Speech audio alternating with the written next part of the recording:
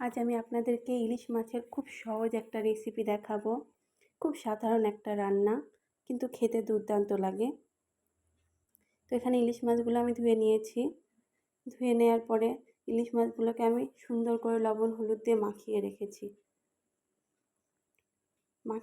যেহেতু আমরা 3 জন লোক, তাই আমি 3 পিস মাছ নিয়েছি এখানে। আর দেখুন, আমি সব সবজিগুলো সুন্দর করে ধুয়ে কেটে রেখেছি। এখানে পটল, মটরশুঁটি, কাঁচা লঙ্কা। আমি সবজি দিয়ে মাছটা রান্না করব, আর কোনো মশলাই আমি এখানে দেব না। তো আমি কড়াইয়ে গরম হতে দিয়েছি। আমি সর্ষের তেল দিয়ে দিলাম।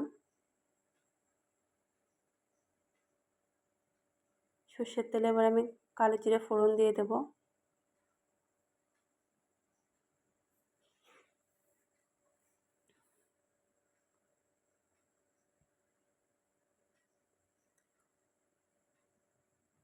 তারপরে আমি হালকা করে নেড়ে নেব। এবার একে একে সবজিগুলো দিয়ে দেব।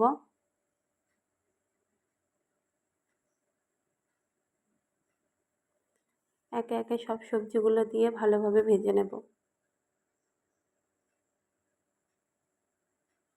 আপনি ইলিশ মাছটা যেভাবেই রান্না করুন না কেন, এটা কিন্তু সেইভাবেই খেতে ভালো লাগে। রান্নাটা সম্পূর্ণই আপনার উপর নির্ভর করে। তো এখানে আমার সবজিগুলো ভাজা হয়ে গেছে। আমি 1 চামচ লবণ দিলাম। আপনারা যেরকম রান্না করবেন সেই স্বাদ বুঝে লবণ হলুদটা দিয়ে নেবেন।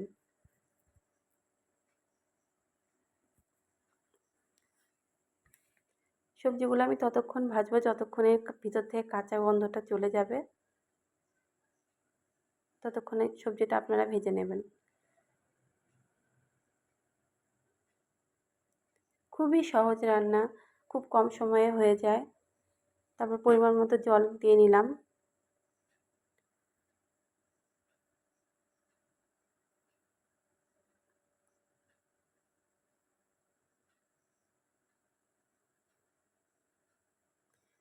নেড়ে চেড়ে নেব।